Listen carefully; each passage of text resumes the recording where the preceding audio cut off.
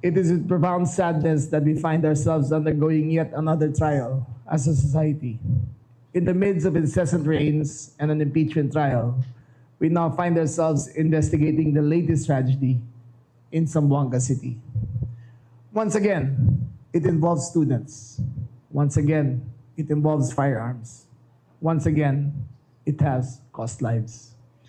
If we must quarrel as a country about many things, let's not quarrel about this. The safety of our children is paramount to us all.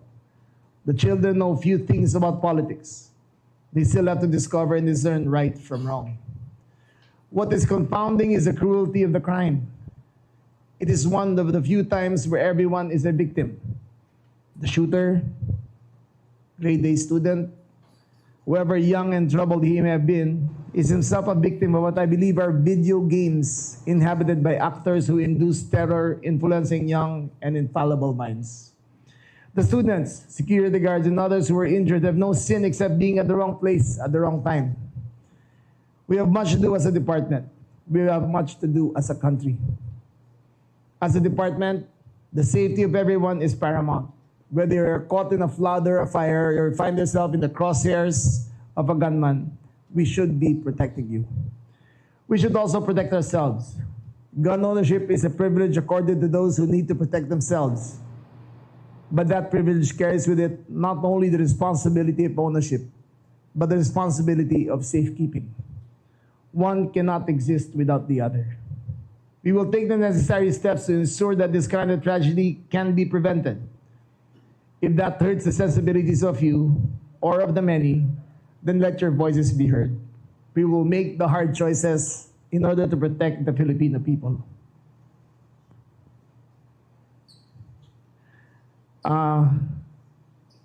The social contract holds, the country will remain safe, and that is our duty.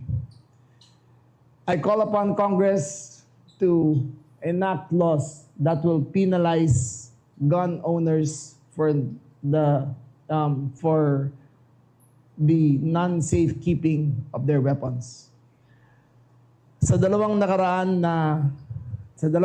na shooting sa mga eskwelahan, pareho siyang government-owned, government-issued firearms to qualified personnel. Ngunit, sa parehong bagay ay hindi inalagaan yung mga baril. Ang penalty ng paggamit ng legal guns, kung kinuha lang ng bata at kinuha ng bata ang baril sa magulang o sa guardian, ang penalty ay reckless imprudence lamang. Walang penalty ang may hawak ng baril, ang may-ari ng baril.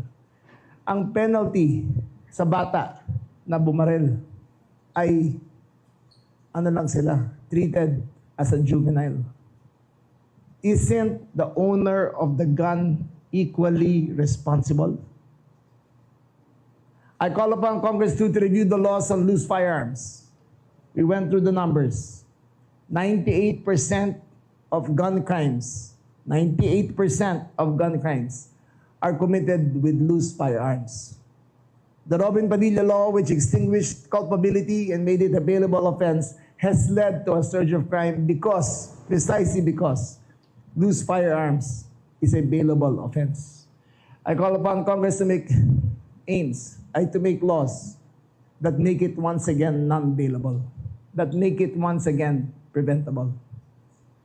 I call upon Congress to help us fight criminality, penalizing dismissed AFP and PNP personnel from owning not only firearms, but also their uniforms. Recent crimes have been committed by the use of dismissed AFP and PNP personnel using their previous uniforms and identifying themselves as police. That should be a crime as well. There are approximately 2.78 million firearms in the country. 2 million in the hands of private individuals, 780 in the hands of law enforcement. That goes with AFP, PNP, BGNP, Coast Guard, Bureau of Immigrations, Customs Police, NBI, and the others. this is a country where there are a lot of guns. But gun violence itself, legal gun violence itself, is not rampant. These are the few tragedies that are. So I ask Congress, help us, join us, help us fight criminality, impose the laws which will make a difference. Now, for the accounts which transpired during the shooting, I now turn it over to Chief Piety. Okay. Good morning to each and everyone. Of course, alam niyo yung kung ano nangyari. Yesterday, it was very sad and fortunate that we have another shooting incident. This is the second shooting incident that transpired inside the premises of the school. The first one, that shooting incident was in Tacloban last July 16, and the next is yesterday, early morning at about 7:40, upon entry of this student, a grade 5 student, coming from school with two firearms fired at the building inside the building of that school. After the conduct of initial investigation, the probers were able to recover the firearms that were used and ammunitions that were intended and were used in these two firearms, a caliber 40 firearm and a caliber 9mm firearm. It appears that there are three firearms, and in some social media there were insinuations or items that were seen or posted na appearing to be firearm. It's not. It's only a gadget for the 9mm, particularly for the caliber 40. Yun yung Ronin na ginagamit. Okay? And ammunitions that were used and for usage intended for these two firearms. Also recovered were the cellular phone and other effects. Especially, we need to investigate further the content of this cell phone, because the cell phone that were recovered were used in having this incident seen or naka-live stream siya. So we are looking into it. And several effects that are material to the conduct of investigation, especially so that we would like to find out the what's in the mind of this child. Having a firearm, shooting at his fellow students, his fellow minors, at kung bakit ginawa niya yon. And the PNP will be investigating all of this, such that as what our SILG will help in further making an action plan in order to make this community as a whole, and particularly the campuses or campus area, be safe. Lalong-lalo na nandito ang ating mga minors na ating mga anak at ating mga kapitbahay.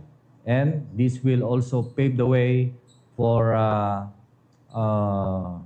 having a responsive or more responsive laws that we may implement, such that all of this will be for the peace and order and security of our community.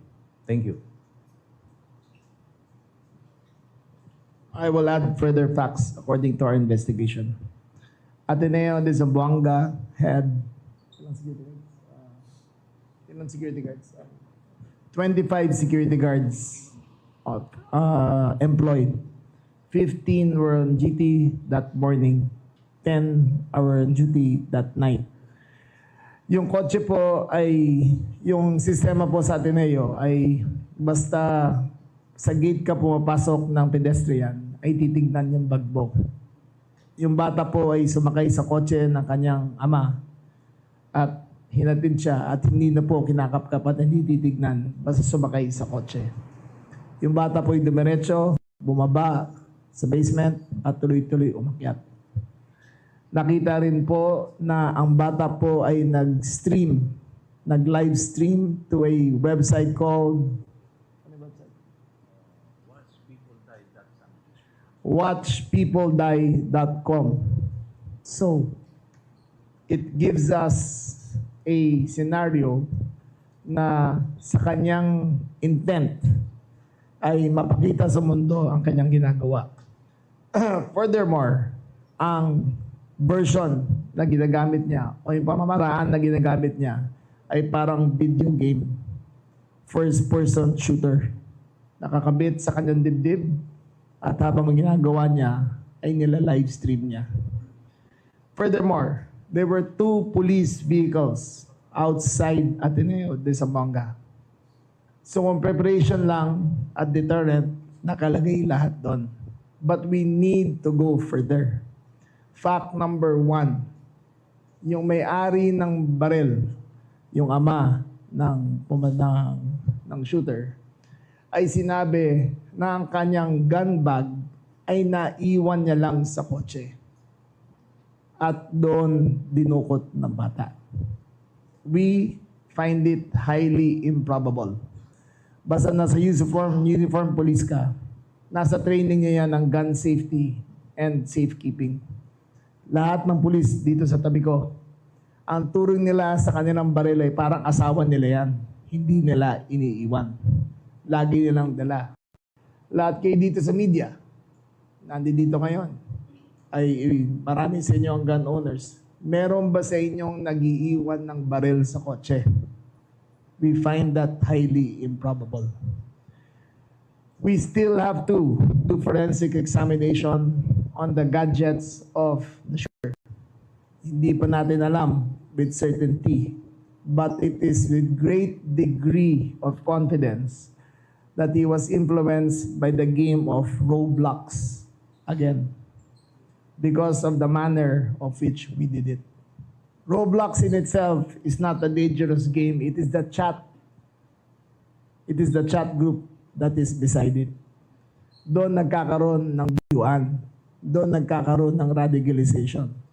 I call upon Congress again to help us control and curb the use of first-person shooter games that influence these young minds. Australia had a great model. Bawal ang social media sa mga bata between so many years old. Baka panahon na tingnan natin yon. Hindi ko sinasabi yan lang ang solusyon. Pero hindi naman one size fits all ang solusyon dito sa problema na to eh. Maraming kailangan gawin. Maraming kailangan gawin ng PNP. Maraming kailangan magtulungan ng Kongreso. Kailangan tutulungan ang lahat na may-ari ng baril. I believe that gun owners should be penalized for the non-safe keeping of their guns. Ngayon, again, ulitin ko, ang liability ng owner ng gun ay para ka lang nagpahiram ng kotse at yung umiram ay nakasagasa. Reckless imprudence. Pumatay na napakaraming tao pero reckless imprudence lang ang charge sa may-ari ng baril. I believe again, loose illegal firearms should be non-bailable. I don't think there should be an argument about that. If 98% of the crimes in this country are committed with loose firearms, it is time for the Philippines to crack down on the owners of these loose firearms. Give us the weapons we need to curb crime, and we will do better. Together, Congress, the executive, the department, the PNP, and all other agencies working together will make sure that all of this does not happen again. But it is a community effort. Sama-sama tayo. The department, the gun owners, the chief executives of the various provinces, sama-sama kami lahat dyan. Sama-sama tayo lahat dyan. Kahit kayo, kasama namin dito. Questions? Thank you very much, sir. We now proceed to the media question and answer. May we request everyone to keep your questions related to the issue being discussed. First to ask question is Ms. Leia Ilagan from UNTV. Morning. Morning. Sec. Sir, hindi lang yung mga shooting incident sa eskwelahan ang mga nangyari. May mga stabbing din po. Sir, ang DILG po ba makikipag-ugnayan din sa DepEd? Ano kaya ang magagawa natin dun, sir, para sa pagbabantay sa mga eskwelahan? Meron na kami memorandum circular na pipirmahan ng Department of Education. Number one, ang PNP ay nasa labas na ng lahat ng mga classrooms hatid sundo araw-araw. Pero ang hinihingi namin ay payagan yung mga barangay tanod ng maglagay ng station sa loob ng mga eskwelahan. Bakit? Kasi yung mga barangay tanod, kilala nila yung mga batang yan. Kilala nila. Pwede nilang kausapin. Pwede nilang sitahin. So, hinihingi namin na ay ng further security steps na pumasok doon. Number two, incidents of bullying should not be taken lightly. Nangyari yan sa Ateneo de Manila 10 years ago na may isang bully na ng Google Piron. Gumawa sila ng programa na mahusay sa Ateneo de Manila. At simula nun, hindi na nangyari ulit. Merong kantsawan na normal sa mga lalaki yan. Anak ko doon ang galing. Kasi sabi niya malakas ang kantsawan. Pero ang bullying halos wala na. So, there are steps that we can take together para mangyari yan. Pero may hakbang na kami ng DepEd para mangyari yan. Sir, ano daw kaya ang nagtulak based sa initial investigation doon sa bata? Hindi pa natin alam. It's too early to tell kung ano yan. We only will present you the facts. Thank you po. Next is June Veneracion from GMA. Sec, prior to the shooting, may mga indications ba yung bata na gagawin niya yung ginawa niya? As per reports, he was a grade A student. Parang top of his class. Top of his class siya. So, wala namang, so far, ang report ng Ateneo ay wala namang incidents of bullying sa kanya. We are going to check if there is kung ano ang nag-trigger ng kanyang depression. Kasi Roblox, yung chat group na yan, only encourages you. Pero deep down inside, may problema yung bata and we're trying to ascertain yan kung ano talaga siya.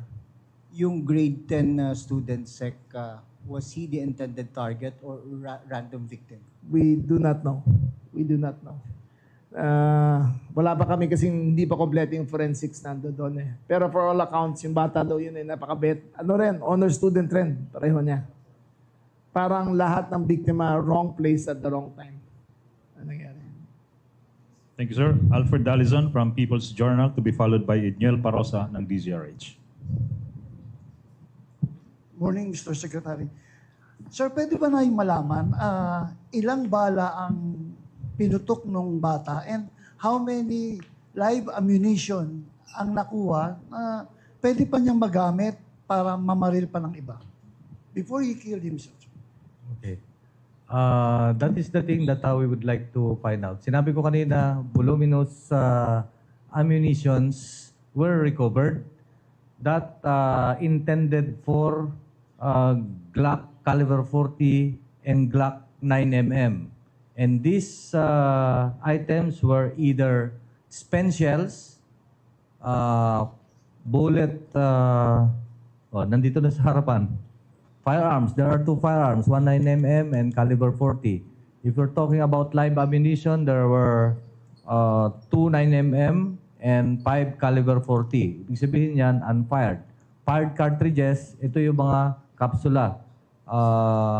Fired cartridges 4 for 9mm and caliber 43. If you're saying that kung ilan ang nagamit ng firearms, ayun, there are 7. 7 fires. 7 yes, sir. A minimum of 7 firing, 4 from 9mm and 3 for caliber 40. Kaya sinasabi natin minimum kasi siyempre ang paghawak or ang ng scene is through this physical evidence. And then we're still interviewing or investigating each and everyone na nandun kung ilan yung narinig nila. Kasi malalaman natin yan kung meron pang hindi natin nare-recover. Maybe somebody pick it up or what. No? So that's the minimum. Sir, last question to SILG, sir. Sir, pangatlo na po to, na yung sa Tacloban, baril ng Andy, merong nakuhang sa Region 12, student, may dalang baril ng kapatid na army. That's right. And this time, tatay naman, baril niya. That's it. Pangalawa lang yung Yung sa active. na-active. Isa recovered na. Yeah. Pero how are you addressing this problem, sir? Yung negligence. That is ng exactly mga law what I'm enforcement. saying. The law has to be stronger. Lahat ng mga uniform personnel, meron yang rules na kailangan nilang sundin. Number one nga dyan yung safekeeping, lalo na kung inuuwi. Lahat yan trained. But you are talking about over 700,000 gun, yung legal gun owners ng uniform personnel, AFP and PNP, Coast Guard and BI. 700,000 yan. These two are too many. Despite the large number, it's a small percentage. Sobra na ang nangyari. So we will revisit and we will retrain and we will reiterate their responsibility. Ang frustrating dito, talaga para sa akin, ang responsibility nila ay hindi akma sa krimen na nangyari. Dapat dyan, equally responsible ang gun owner. Again, I want to work with Congress para matapos na to. Para bigyan ng ngipin ng batas for legal and especially illegal firearms. Edniel Paroza from DZRH. Hi, Shek, how did we come up doon sa info na Roblox, again, yung naging avenue para ma-radicalize itong bata? Nakita ba natin, sir, yung initial na trail nung pag-uusap nila through Roblox? So far, may witnesses na nakita siya naglalaro niyan. Pero wala pa kaming, hindi pa tapos ang forensic examination ng kanyang gadgets. So far, we would call it third hand ang nagsabi na gumagamit siya ron. But from the pattern, yung pattern na ginagamit niya na naka-live video feed tapos nilagay niya doon sa letthemdie.com, parang na-radicalize talaga yung bata. The child, according to reports, was a very exceptional student. Number 1 in his class. So, never had behavioral problems. So, we are going to go through all of his gadgets para ma-ascertain namin na talagang ginamit niya yung Roblox para dito. Sir, yung bago ngayon sa kaso na to, lumalabas na may isa pang platform aside from Facebook na pinag-livean siya, yung website na Watch People Die. Anong motibo, bakit kailangan i-live stream doon, sir? Anong initial info natin? We cannot tell. Again, sa tingin ko lang, ni-recreate niya yung scenario na nakikita niya sa video games sa real life. So that's the only realistic na nakikita natin. And sorry, sir, tama ba na itong website ng Watch People Die, may mga, sino yung audience pala rito, sir? Hindi ko rin alam. The first time I heard of it, lumabas lang sa report namin. Ang kausap niya kasi matanda na, hindi naman ako nag-video games kaya hindi ko alam yung mga ganyan But we will examine further kung ano talaga yun. Thank you, sir. Thank you, sir. Karen de Guzman from ABS-CBN. Morning, Sec. Sec, yung naging palaisipan talaga kung paano po napasok yung mga firearms na apparently ay hindi po na-check doon sa loob ng sasakyan. Dahil nangyari po ito sa school, meron din po bang liability yung teacher at yung guard na nandun sa school? Again, wala. As of now, wala. Ang kailangan na napalitan yung protocol. Kasi yung protocol nila, lahat ng mga private schools, pag kotse dumadaan, hindi na titignan. Pag pumapasok sa pedestrian gate, titignan. Gano'n rin naman yung mga public schools natin Kasi titignan sila ng mga tanod, yung mga pulis ando doon. Pero dito kasi, pinapasok yung kotse diretso papunta sa eskwelahan at walang sitahan. So sa tingin niyo po ba may lapses or may kailangan i-review doon sa Review protocol lang. na yan? Review lang. They've been doing the same thing for the last 50 years. Ganun ang ginagawa nila. Nailan nangyari to. So they have to review and they have to reformat their security measures. Sek, ang lumalabas po ngayon ay parang influence po siya nung gaming platform na sinasabi po ninyo. Pero may nabanggit po si Mayor, may kinalaman din po ba doon sa pagka-pressure niya sa kanyang grades, knowing na siya po Well, ay honor student? Tinitignan namin yun kasi nga number 1 siya sa class niya as of report. So titignan namin kung anong status ng mga grades niya. You have to understand that it is barely 26 hours since it's happened.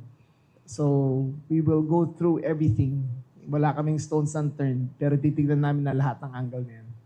Narinig rin namin yung angle na yan, but hindi namin pwede sabihin for sure kasi hindi pa namin na-interview yung teacher na may hawak ng grades niya. Thank you, ma'am. Eden Santos from Net25. Last one, uli na to. Okay na? Meron pa? Oh. Okay. Secretary Yes. Eden Santos po from Net25. Ito pong mga ganitong insidente ng karahasan sa mga paaralan ay parang gina-justify lang nito yung pangangailangan po ng confidential fund ng Department of Education. Sa tingin ninyo? I have no say on that. That's a trap question eh. So, wag na natin puntahan yan. Okay. I cannot talk for the Department of Education. I am not party to what they have, kung ano meron sila. But that question is loaded and unappreciated. Okay? Na-assume nyo lang po yan. What particular laws po yung gusto ninyo, Secretary, na ipasa po ng Kongreso aside from yung tungkol sa loose firearms? Well, I have said it already. Number 1, all gun owners, whether armed, whether uniformed or private, should have a punitive damage or should have penalties kung may ibang gumamit ng baril nila at nakapatay. Dapat yan. It is not as simple as a car na nakabangga. Ito ay buhay na nakasalalay. So, dapat may accessory penalties yan kung may ibang gumamit ng baril nila. Dapat, na number 2, we are looking at only one incident.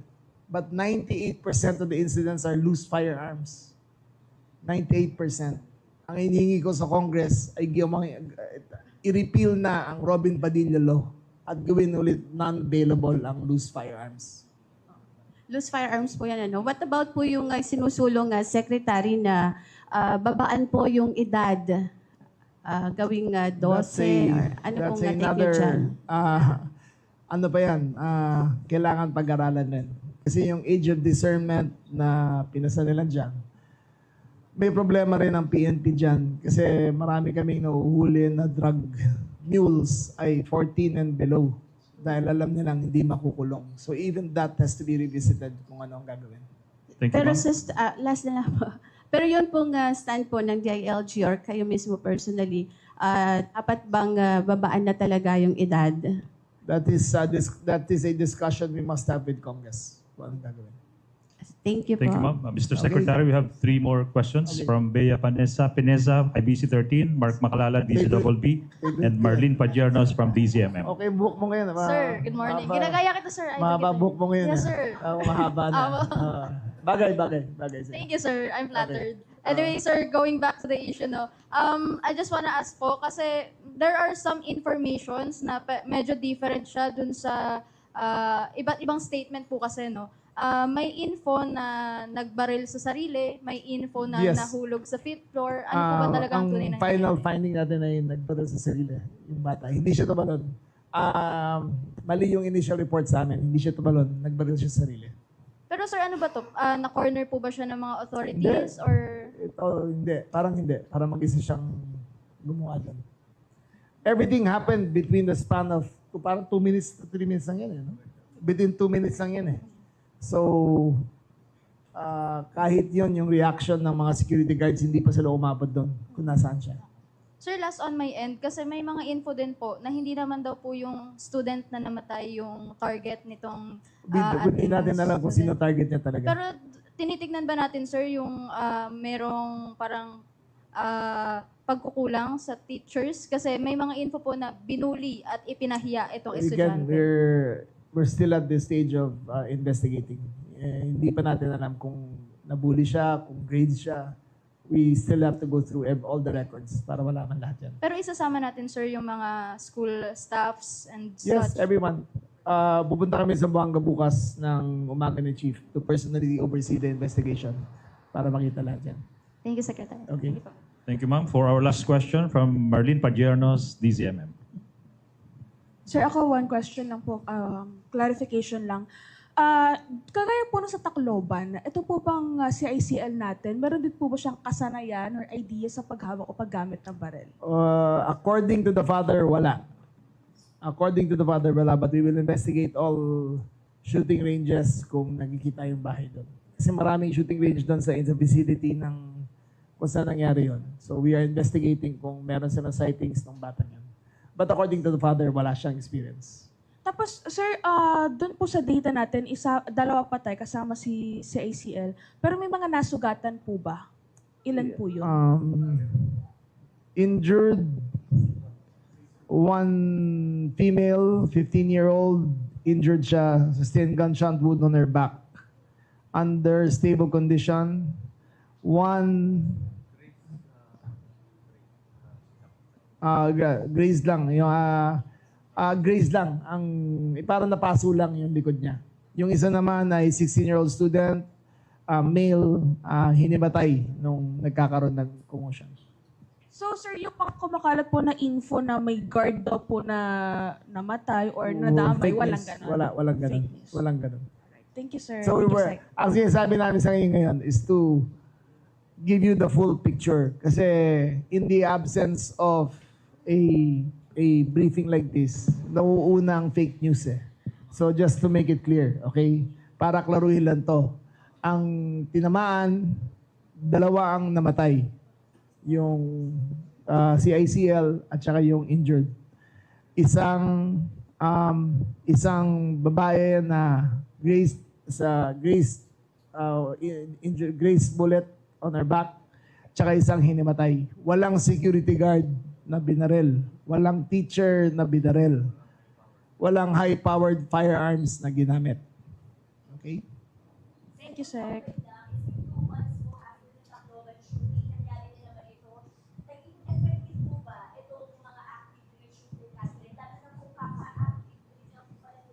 Yes. Lahat kaka-active drill lang ha, kaya it could have been worse. But again, ang hirap magsalita ng ganyan eh. Everyone is still mourning and everyone is still in shock. We are picking up the pieces of what happened. To ask us kung ano naging effect o hindi is unfair to us and unfair to the parents.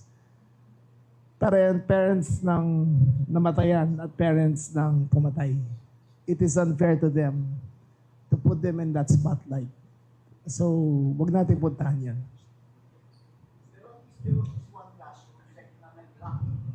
Yes, the active shooting work, the active drill work, nung pumutok yung mga baril, nag-lock yung mga according to drill. Andun yung mga police, nag-respond, pero nasa 4th floor. Before they could get to him, nagsarili na siya. So, yes, it's fair to say that everyone practiced protocols. It is fair to say that everyone who was there, yung dapat doon, yung police na doon, security guards na doon. I just don't want to, I am filled with compassion to everyone, to the victims. Not only to those who were shot, but to the entire Ateneo community and all parents in the country. Sino bang hindi maawa dito? Everyone is now doubting. Wag ho kayong matakot. Andito po ang PNP. We will keep you safe. We will do everything. Pero kailangan nito to whole of nation approach. Kailangan namin ng Congress. Kailangan namin ng mga tao. Everyone has to learn from this experience. Sir, listen.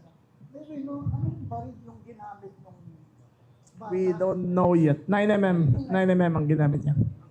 Outside the 40. Dalawa, 40 caliber at saka 9mm. 9mm yun sa sarili niya. Okay, thank you very much.